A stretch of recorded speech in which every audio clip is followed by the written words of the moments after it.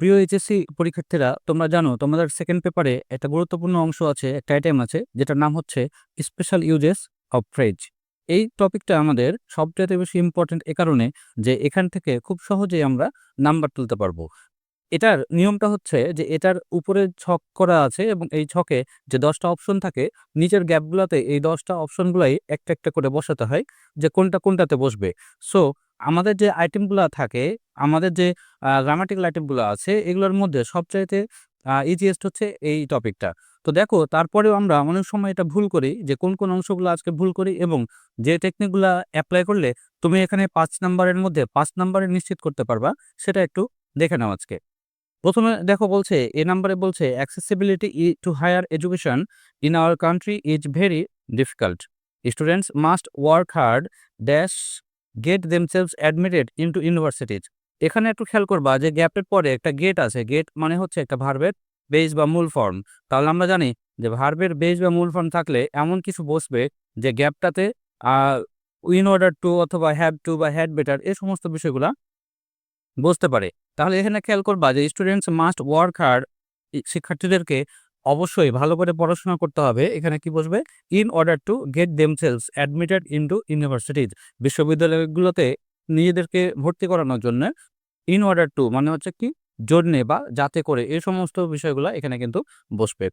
B নম্বরে একটু খেয়াল করবা, দেখো যে time is very important in our life.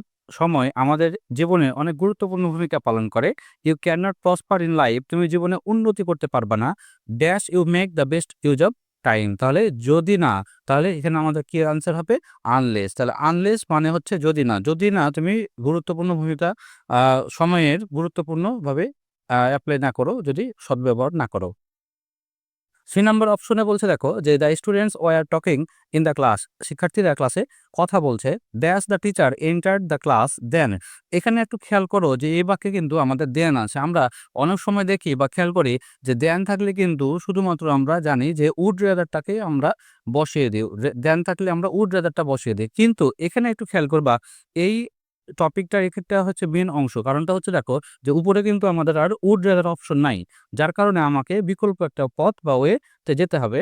একটু খেয়াল করবো আমরা যে অর্থটা, dash the teacher enter the class, যেই মাত্র টিচার ক্লাসে প্রবেশ করেছিল, দেন দে স্টপড টকিং, তাহলে তখন তারা কি করেছিল? হাসাটা থামিয়ে দিয়েছিল। তাহলে এখানে একটু খেয়াল করবা যে এখানে কিন্তু যেই মাত্র বা যখনই এরকম একটা অর্থ দিচ্ছে, তাহলে আমরা একটু খেয়াল করবো যে এখানে কিন্তু আমাদের অপশনে নো অ্যাজ সুন অ্যাজ এরকমও কিন্তু কিছু নাই। তাহলে অবশ্যই আমাদের এই অপশনটাতে হবে কি, নো সুনার হ্যাড। কারণ নো সুনার হ্যাড যেখানে হয় সেই বাক্যেও কিন্তু একটা দেয়ান শব্দ থাকে। তাহলে এক্ষেত্রে তুমি বুঝবা কিভাবে যে কোনটাতে উড রাদার বসবে বা কোনটাতে নো সুনার হ্যাড বসবে? এটা খুব সুন্দর একটা টেকনিক আছে।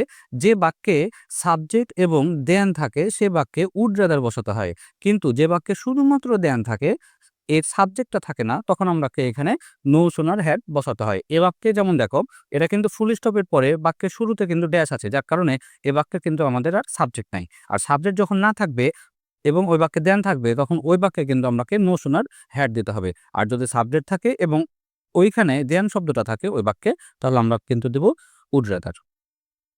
আশা করি এই বিষয়টা খুব সুন্দরভাবে বুঝতে পেরেছো। পরবর্তীতে আসো দেখি, ডি নাম্বার আমাদের বলছে হি প্রসিডেড, সে এগিয়ে গেছিল, dash he had never seen me, সে এমনভাবে এগিয়ে গেছিল মনে হচ্ছিল যে আমাকে দেখতেই পায়নি। যেন বা মনে হয়, যেন বা মনে হয় এরকম যদি কোনো একটা অর্থ দেয় ইংলিশে আমাদের, তাহলে ওই বাক্যে আমাকে অ্যাজ ইফ বা অ্যাজ দো বসাতে হয়। আমরা যেটা অপশনে থাকবে সেটা উত্তর করব। এখানে যেহেতু অ্যাজ ইফ আছে, অ্যাজ দো নাই, ওই কারণে অবশ্যই আমরাকে অ্যাজ ইফটা এখানে অ্যান্সার করতে হবে।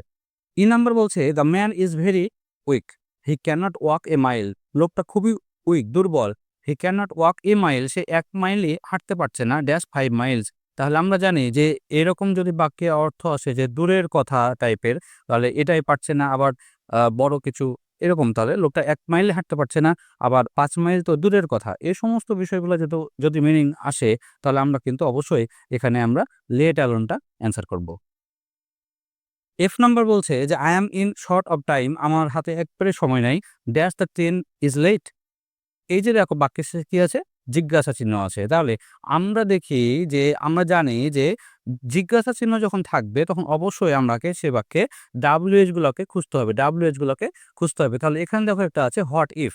তুমি যদি এটার অর্থ নাও জানো তারপরেও দেখবা একটা কমন সেন্সের ব্যাপার যে কি থাকে বাক্যের শেষে জিজ্ঞাসা চিহ্ন থাকলে WH গুলো দিয়ে অনেক সময় কি হয় প্রশ্নটা শুরু হয়। তাহলে আমরা অবশ্যই এ বাক্যে হোয়াট ইফ বসাবো। হোয়াট ইফ মানে যদি এমনটা হয় এরকমভাবে মিনিংটা আসে তাহলে I am in short of time, আমার হাতে একবারই সময় নেই।